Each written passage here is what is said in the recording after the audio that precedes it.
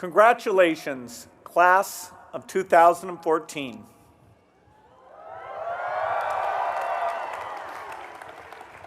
Melinda and I are excited to be here. It would be a thrill for anyone to be invited to speak at a Stanford Commencement, but it's especially gratifying for us.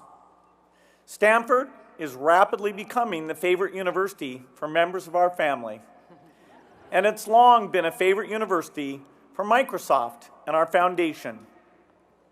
Our formula has been to get the smartest, most creative people working on the most important problems. It turns out that a disproportionate number of those people are at Stanford.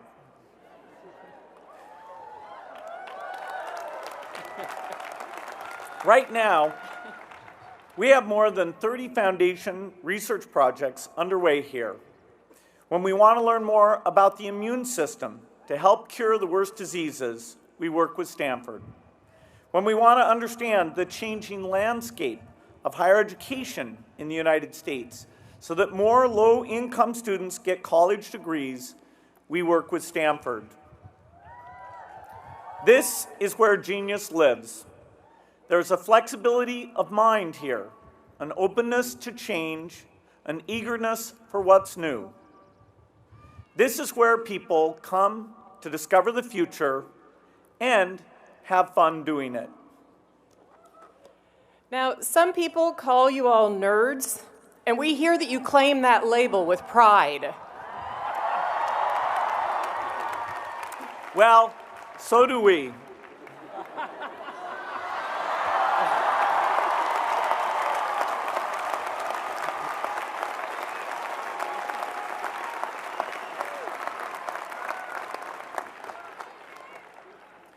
My normal glasses really aren't that different.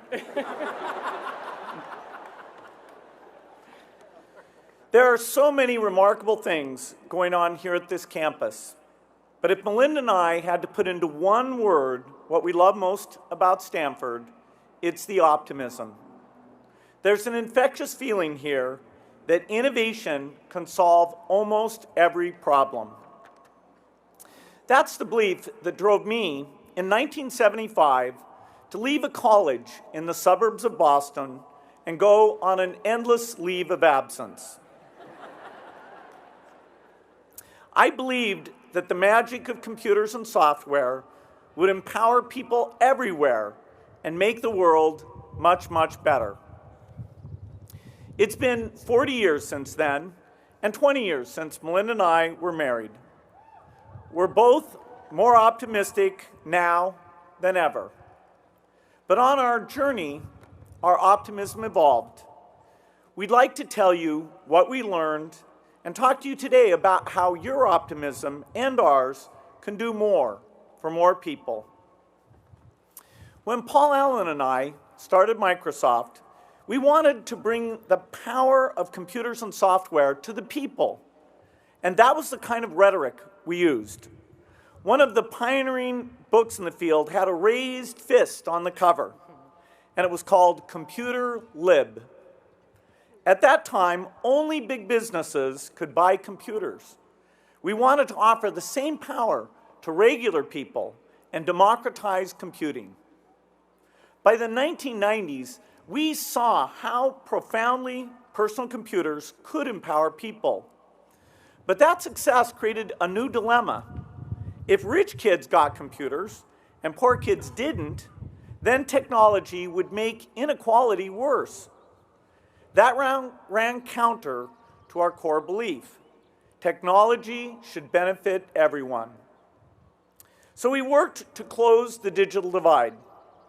I made it a priority at Microsoft, and Melinda and I made it an early priority at our foundation, donating personal computers to public libraries to make sure everyone had access. The digital divide was a focus of mine in 1997 when I took my first trip to South Africa. I went there on business, so I spent most of my time in meetings in downtown Johannesburg. I stayed in the home of one of the richest families in South Africa. It had only been 3 years since the election of Nelson Mandela marked the end of apartheid. When I sat down for dinner with my hosts, they used a bell to call the butler. After dinner, the women and men separated and the men smoked cigars. I thought, good thing I read Jane Austen, or I wouldn't have known what was going on. But the next day, I went to Soweto, the poor township southwest of Johannesburg that had been a center of the anti-apartheid movement. It was a short distance from the city into the township, but the entry was sudden, jarring, and harsh. I passed into a world completely unlike the one I came from. My visit to Soweto became an early lesson in how naive I was. Microsoft was donating computers and software to a community center there, the kind of thing we did in the United States. But it became clear to me very quickly that this was not the United States. I had seen statistics on poverty, but I'd never really seen poverty. The people there lived in corrugated tin shacks with no electricity, no water, no toilets. Most people didn't wear shoes. They walked barefoot along the streets.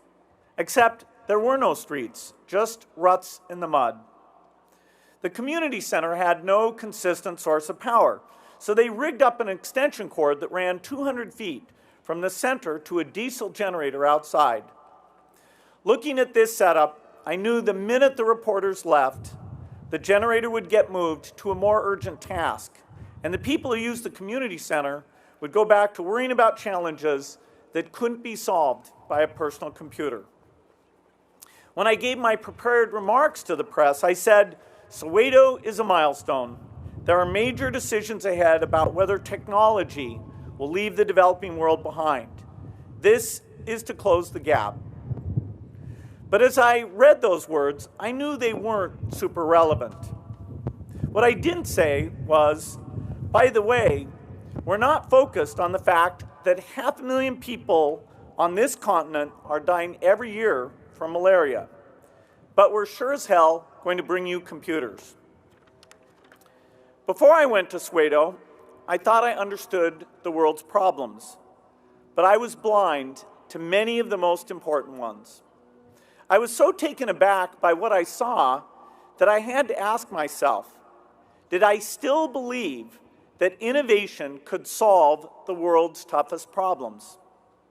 I promised myself that before I came back to Africa, I would find out more about what keeps people poor.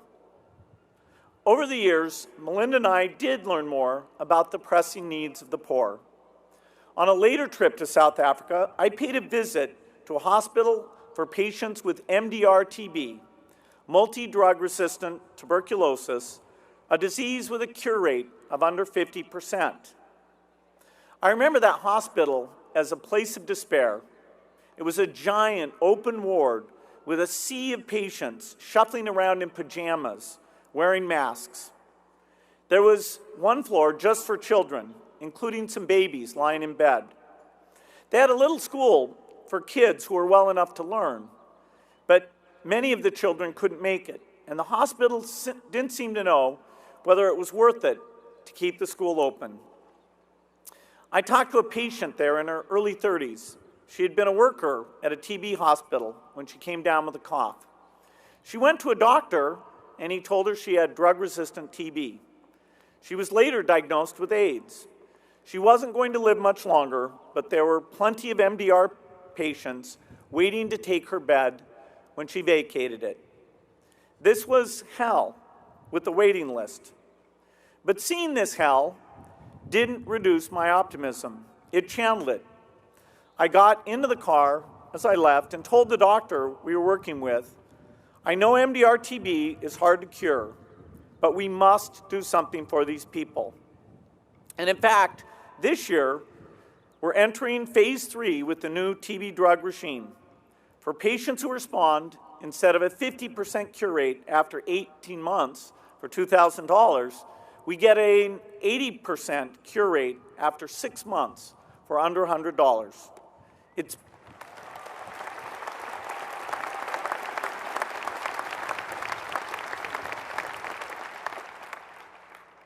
Optimism is often dismissed as false hope. But there is also false hopelessness. That's the attitude that says we can't defeat poverty and disease. We absolutely can. You're advancing amazing breakthroughs in what human beings can do for each other. At the same time, if you ask people across the United States, is the future going to be better than the past? Most say no. My kids will be worse off than I am. They think innovation won't make the world better for them or their children. So who's right? The people who say innovation will create new possibilities and make the world better?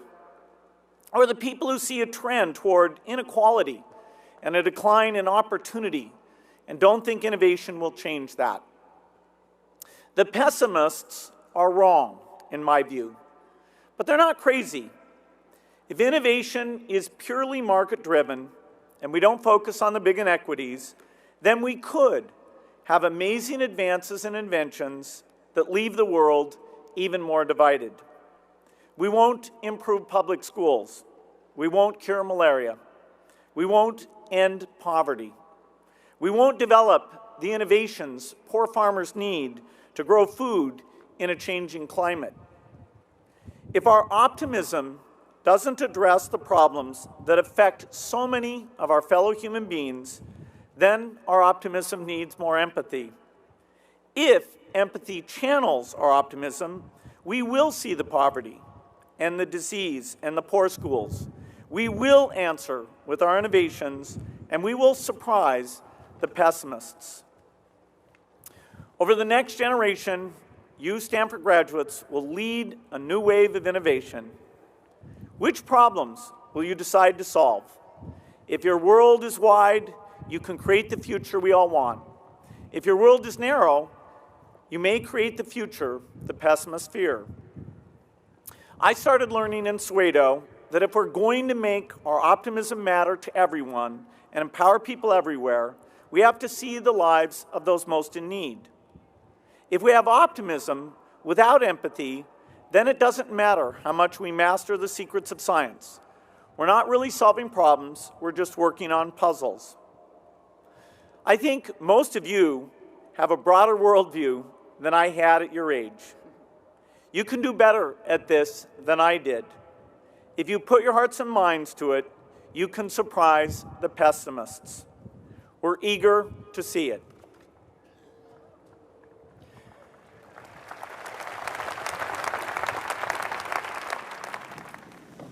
President Bach, former President Rudenstein, incoming President Faust, members of the Harvard Corporation and the Board of Overseers, members of the faculty, parents, and especially the graduates. I've been waiting more than 30 years to say this. Dad, I always told you I'd come back and get my degree.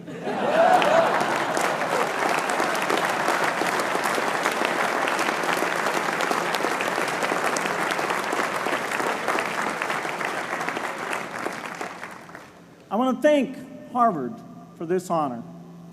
I'll be changing my job next year, and it will be nice to finally have a college degree on my resume. I applaud the graduates for taking a much more direct route to your degrees. For my part, I'm just happy that the Crimson called me Harvard's most successful dropout. I guess that makes me valedictorian of my own special class. I did the best of everyone who failed.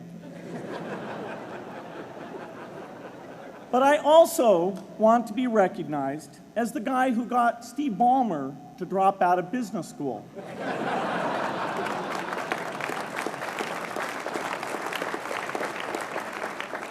I'm a bad influence. That's why I was invited to speak at your graduation. If I'd spoken at your orientation, fewer of you might be here today.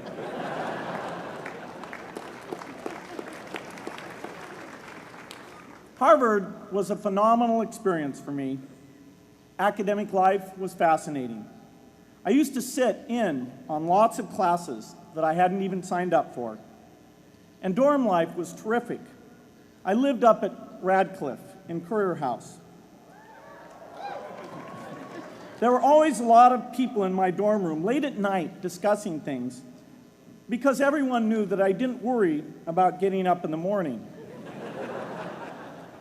That's how I came to be the leader of the antisocial group. We clung to each other as a way of validating our rejection of all those social people. Radcliffe was a great place to live. There were more women up there, and most of the guys were math science types. The combination offered me the best odds, if you know what I mean. That's where I learned the sad lesson that improving your odds doesn't guarantee success. One of my biggest memories of Harvard came in January 1975 when I made a call from Currier House to a company in Albuquerque, New Mexico that had begun making the world's first personal computer. I offered to sell them software. I worried they would realize I was just a student in a dorm and hang up on me. Instead, they said, "We're not quite ready. Come see us in a month," which was a good thing because we hadn't written the software yet. From that moment, I worked day and night on the extra credit project that marked the end of my college education and the beginning of a remarkable journey with Microsoft. What I remember above all about Harvard was being in the midst of so much energy and intelligence.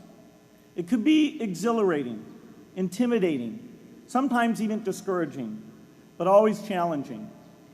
It was an amazing privilege, and though I left early, I was transformed by my years at Harvard, the friendships I made, and the ideas I worked on.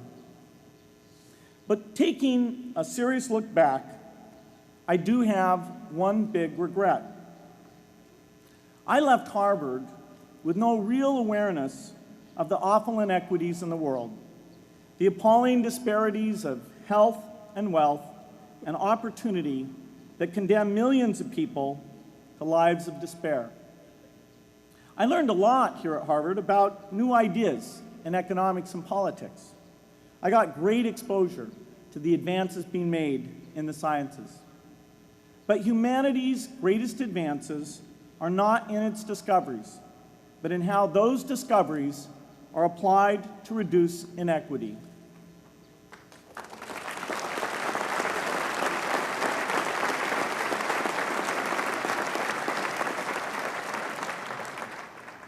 Whether through democracy, strong public education, quality health care, or broad economic opportunity, reducing inequity is the highest human achievement. I left campus knowing little about the millions of young people cheated out of educational opportunities here in this country. And I knew nothing about the millions of people living in unspeakable poverty and disease in developing countries. It took me decades to find out. You graduates came to Harvard at a different time. You know more about the world's inequities than the classes that came before. In your years here, I hope you've had a chance to think about how, in this age of accelerating technology, we can finally take on these inequities and we can solve them. Imagine, just for the sake of discussion, that you had a few hours a week and a few dollars a month to donate to a cause. And you wanted to spend that time and money where it would have the greatest impact in saving and improving lives. Where would you spend it? For Melinda and I, the challenge is the same. How can we do the most good for the greatest number with the resources we have? During our discussions on this question, Melinda and I read an article about the millions of children who are dying every year in poor countries from diseases that we had long ago made harmless in this country. measles, malaria, pneumonia, hepatitis B, yellow fever. One disease that I had never heard of, rotavirus, was killing 500,000 children each year, none of them in the United States. We were shocked. We had assumed that if millions of children were dying and they could be saved, the world would make it a priority to discover and deliver the medicines to save them. But it did not. For under $1, there were interventions that could save lives that just weren't being delivered. If you believe that every life has equal value, it's revolting to learn that some lives are seen as worth saving and others are not. We said to ourselves, this can't be true, but if it is true, it deserves to be the priority of our giving. So we began our work in the same way anyone here would begin it. We asked, how could the world let these children die? The answer is simple and harsh. The market did not reward saving the lives of these children, and governments did not subsidize it. So the children died because their mothers and fathers had no power in the market and no voice in the system. But you and I have both. We can make market forces work better for the poor if we can develop a more creative capitalism. If we can stretch the reach of market forces so that more people can make a profit, or at least earn a living, serving people who are suffering from the great inequities. We can also press governments around the world to spend taxpayer money in ways that better reflect the values of the people who pay the taxes.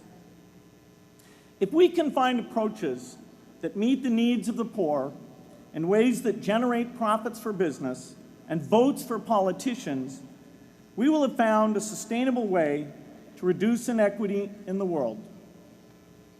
Now, this task is open-ended. It can never be finished. But a conscious effort to answer this challenge can change the world.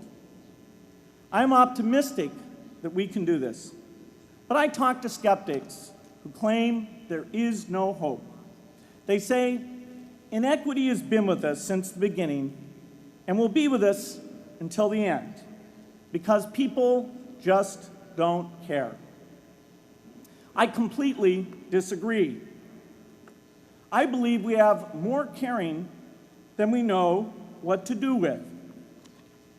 All of us here in this yard, at one time or another, have seen human tragedies that broke our heart, and yet we did nothing, not because we didn't care, but because we didn't know what to do. If we had known how to help, we would have acted. The barrier to change is not too little caring. It is too much complexity.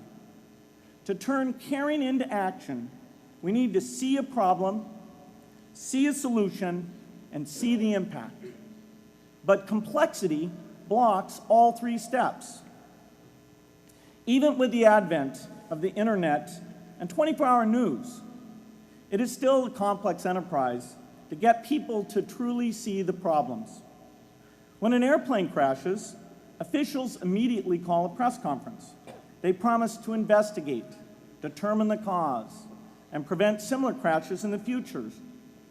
But if the officials were brutally honest, they would say, of all the people in the world who died today from preventable causes, 0.5% were on this plane. We're determined to do everything possible to solve the problem that took the lives of the 0.5%.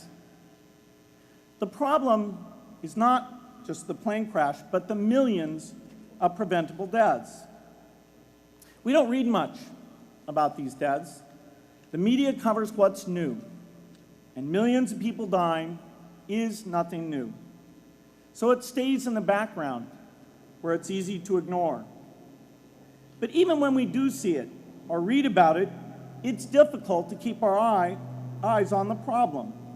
It's difficult to look at suffering if the situation is so complex that we don't know how to help. And so we look away. If we can really see a problem, which is the first step, we come to the second step, cutting through the complexity to find a solution. Finding solutions is essential if we want to make the most of our caring. If we have clear and proven answers anytime an organization or individual asks, "How can I help?" then we can get action, and we can make sure that none of the caring in the world is wasted. But complexity makes it hard to mark a path of action for everyone who cares, and makes it hard for their caring to matter.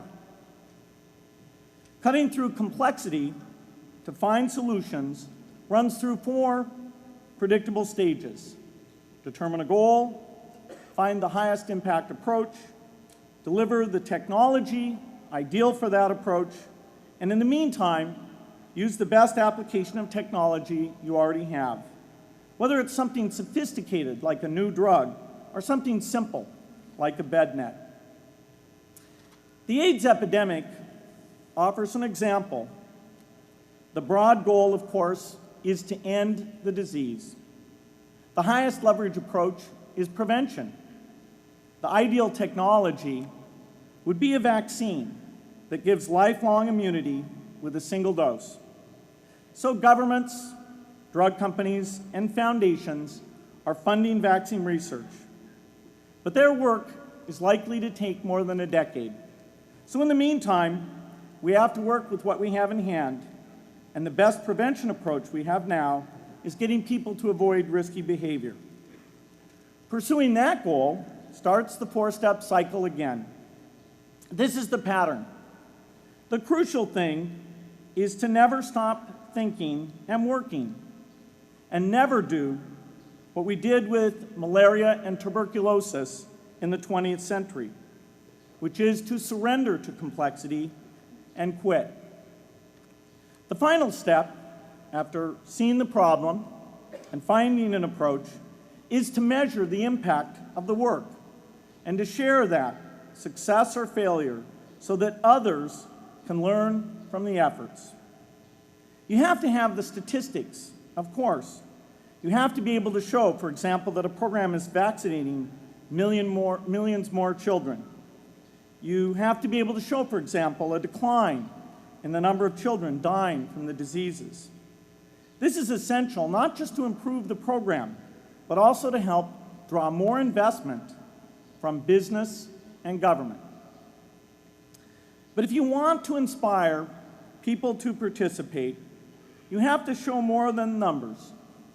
You have to convey the human impact of the work so people can feel what saving a life means to the families affected. I remember going to the World Economic Forum some years back and sitting on a global health panel that was discussing ways to save millions of lives. Millions.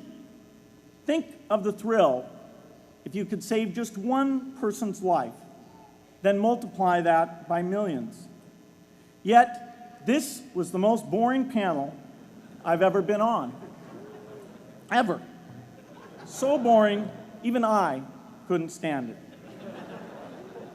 What made that experience especially striking was that I had just come from an event where we were introducing version 13 of some piece of software, and we had people jumping and shouting with excitement. I love getting people excited about software, but why can't we generate even more excitement for saving lives? You can't get people excited unless you can help them see and feel the impact.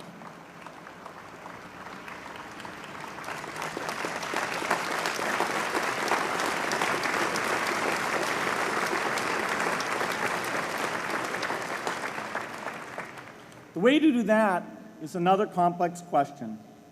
Still, I'm optimistic. Yes, inequity has been with us forever, but the new tools we have to cut through complexity have not been with us forever. They are new. They can help us make the most of our caring, and that's why the future can be different from the past. The defining and ongoing innovations of this age, biotechnology, the personal computer, and the internet, give us a chance we've never had before to end extreme poverty and end death from preventable disease. 60 years ago, George Marshall came to this commencement, and he announced a plan to assist the nations of post-war Europe. He said, I quote, "I think one difficulty is that the problem is one of such enormous complexity that the very mass of facts presented to the public by press and radio make it exceedingly difficult for the man in the street to reach a clear appraisement of the situation.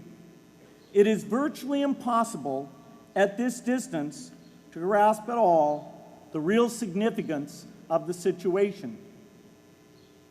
30 years after Marshall made his address, which was 30 years ago, as my class graduated without me, technology was emerging that would make the world smaller, more open, more visible, less distant. The emergence of low-cost personal computers gave rise to a powerful network that has transformed opportunities for learning and communicating. The magical thing about this network is not just that it collapses distance and makes everyone your neighbor. It also dramatically increases the number of brilliant minds we can bring in to work together on the same problem. And it scales up the rate of potential innovation to a staggering degree. At the same time, for every person who has access to this technology, 5 people don't. That means many creative minds are left out of this discussion. Smart people with practical intelligence and relevant experience who don't have the technology to hone their talents or contribute their ideas to the world. We need as many people as possible to gain access to this technology because these advances are triggering a revolution in what human beings can do for one another. They are making it possible, not just for national governments, but for universities, corporations, small organizations, and even individuals to see problems, see approaches, and measure the impact of their efforts to address the hunger, poverty, and desperation George Marshall spoke of 60 years ago. Members of the Harvard family, here in the yard is one of the great collections of intellectual talent in the world. For what purpose? There is no question that the faculty, the alumni, the students, and the benefactors of Harvard have used their power to improve the lives of people here and around the world. But can we do more? Can Harvard dedicate its intellect to improving the lives of people who will never even hear its name? Let me make a request of the deans and the professors, the intellectual leaders here at Harvard. As you hire new faculty, award tenure, review curriculum, and determine degree requirements, please ask yourself, should our best minds be more dedicated to solving our biggest problems? Should Harvard encourage its faculty to take on the world's worst inequities?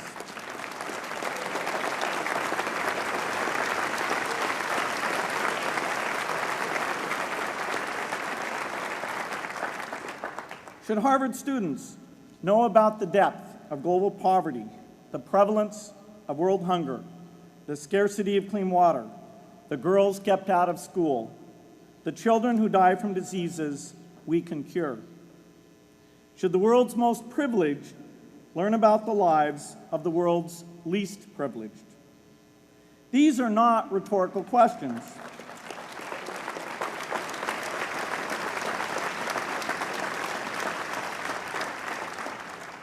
You will answer with your policies.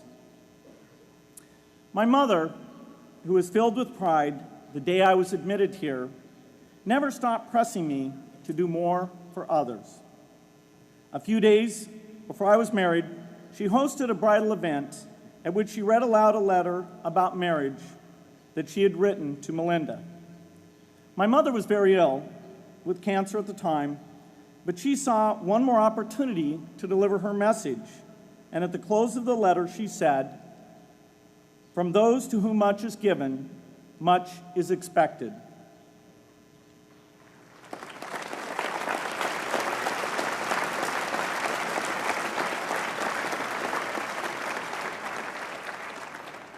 When you consider what those of us here in this yard have been given in talent, privilege, and opportunity, there is almost no limit to what the world has a right to expect from us. In line with the promise of this age, I want to exhort each of the graduates here to take on an issue, a complex problem, a deep inequity, and become a specialist on it. If you make it the focus of your career, that would be phenomenal. But you don't have to do that to make an impact. For a few hours every week, you can use the growing power of the internet to get informed, find others with the same interests, see the barriers, and find ways to cut through them. Don't let complexity stop you. Be activists. Take on big inequities. I feel sure it will be one of the great experiences of your lives. You graduates are coming of age in an amazing time. As you leave Harvard, you have technology that members of my class never had. You have awareness of global inequity, which we did not have. And with that awareness, you likely also have an informed conscience that will torment you if you abandon these people whose lives you could change with modest effort. You have more than we had. You must start sooner and carry on longer. And I hope you will come back here to Harvard 30 years from now and reflect on what you have done with your talent and your energy. I hope you will judge yourselves not on your professional accomplishments alone, but also on how well you have addressed the world's deepest inequities, on how well you treated people a world away who have nothing in common with you but their humanity. Good luck.